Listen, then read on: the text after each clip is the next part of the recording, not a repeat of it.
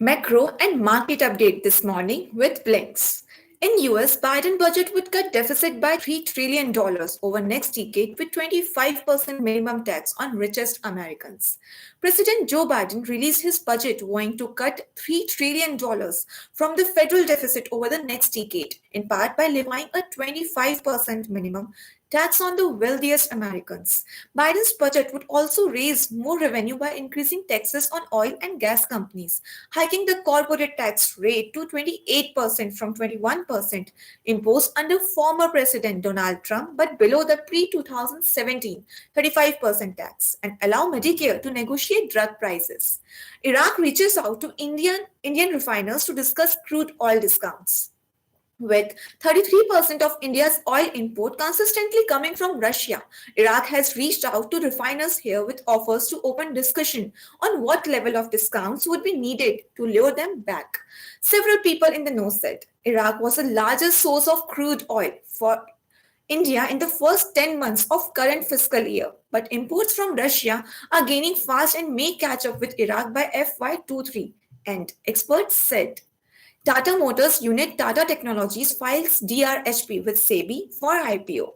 Tata Technologies Limited, a subsidiary of Tata Motors Limited, has filed a draft red herring prospectus with market regulator Securities and Exchange Board of India (SEBI) for an initial public offering. The company plans on selling up to 9.5 crore shares, representing nearly 23.6% of its paid-up share capital through the IPO, according to the exchange filing. Parent company Tata Motors Limited will be selling 8.1 crore shares or 20% stake through an offer for sale. US initial jobless claims increased in latest week.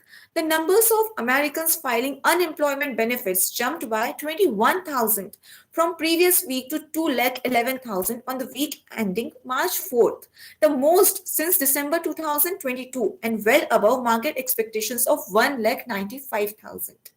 Biden proposes over $25 billion spending in Indo-Pacific to outcompete China.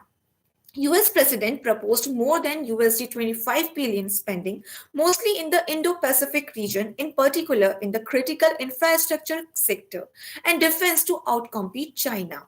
This includes over $15 billion of proposed investment in the infrastructure sector in the Indo-Pacific and $9 billion for shoring up American defense in the region. EU pushes against Made in USA rule for EV support. The European Union is trying to convince the United States to ease requirement that electric vehicles must be made in the USA to qualify for tax credits, even as the two slides near a deal on raw materials. Washington is providing tax credits of up to $7,500 for consumers buying electric vehicles. UK to avoid recession this year, but outlook still weak, BCC says. The BCC forecast stated that the country's economy is on track to shrink less than expected this year and avoid the 2 quarters of negative growth, which mark a technical recession. The BCC forecasts the growth domestic product would fall by 0.3% this year, a smaller decline than its previous forecast of a 1.3% fall after stronger activity at the end of 2022. Japanese economy grew marginally in CYQ for 2022. The Japanese economy grew by 0.1% on an annualized basis during the fourth quarter of 2022, compared with the preliminary figure of a 0.6% expansion and after a revised 1.1% contraction in the previous period, while economy stagnated QOQ in the 3 months to December 2022, compared with a flash figure of 0.2% growth and after a 0.3% contraction in the previous period. China inflation rate and PPI fell in Feb 2023. China's annual inflation rate fell to 1.0% in February 2023 from 2.1% in the prior month, missing market forecast of 1.9%.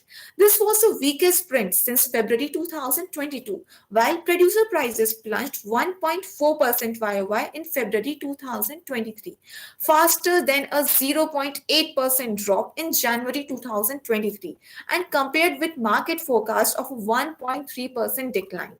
Asian markets opened on a negative note, followed by US markets. US job data released in schedule today.